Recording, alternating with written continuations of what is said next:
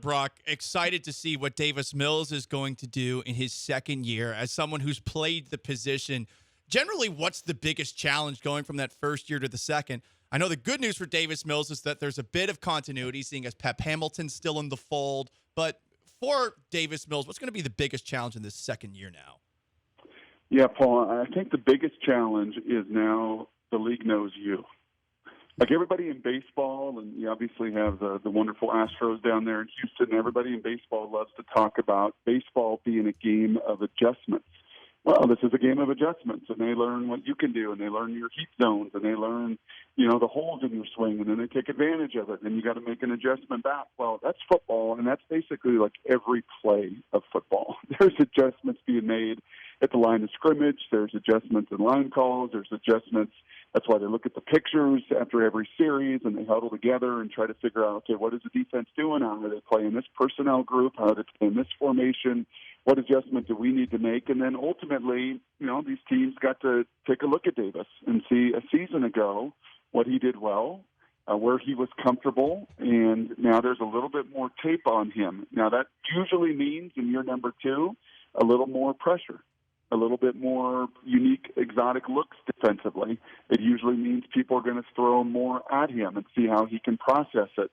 When you have a rookie quarterback, and I remember in particular the Seahawks playing the Texans down there last year, and they just played pretty vanilla. They played pretty basic and wanted to see what this kid was all about, and then ultimately maybe heated it up a little bit more in the second half. I think that would probably be the one biggest thing, Paul, is you're going to get a little bit more from the teams you play against because they got a little bit more to study of you all off season long.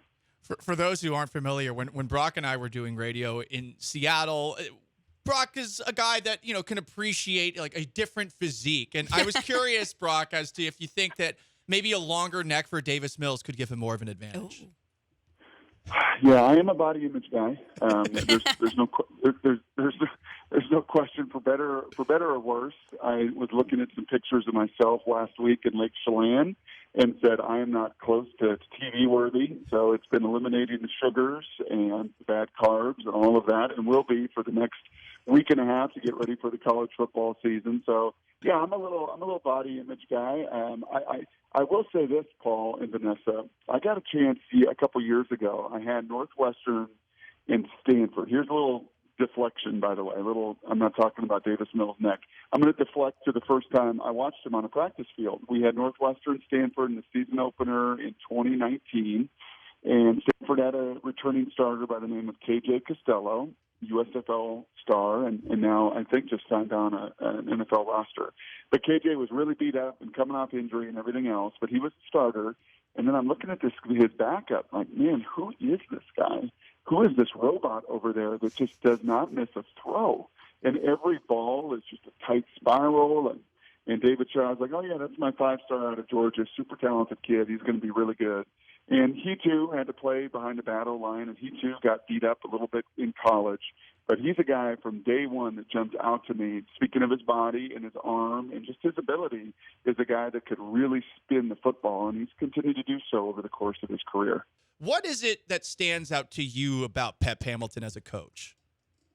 Yeah, Paul, and I did see him a bunch on the college football road. I would also even include an XFL game where I got to see him a couple years ago when he was the head coach of the Washington franchise out there and did some good things. The thing I would say about Pep, every one of these coordinators is like a radio host. They're all a little bit different. They all bring different backgrounds and resumes to it. He would be your radio host that has a plan for every segment. He knows exactly what he wants to do. Will it be the greatest of content? Who knows? What tools does he have to work with and teams to talk about? Obviously it's a challenge there in Houston as they're rebuilding and going down that road. But he will have a definitive plan. When you work for Jim Harbaugh, as long as he did at Stanford and then at Michigan, Jim Harbaugh wants answers. He wants black and white, crystal clear, don't live in the gray, don't give me any oddball garbage. You give me just direct answers to what I'm looking for. And I think because of all of that time spent and that background with Jim, there is no question that Davis will have a plan. They will have answers. Now, do they have enough talent to go execute that? I think that will be the question and certainly a huge challenge this season. But you're not going to walk out of a game going, my gosh, did they even practice?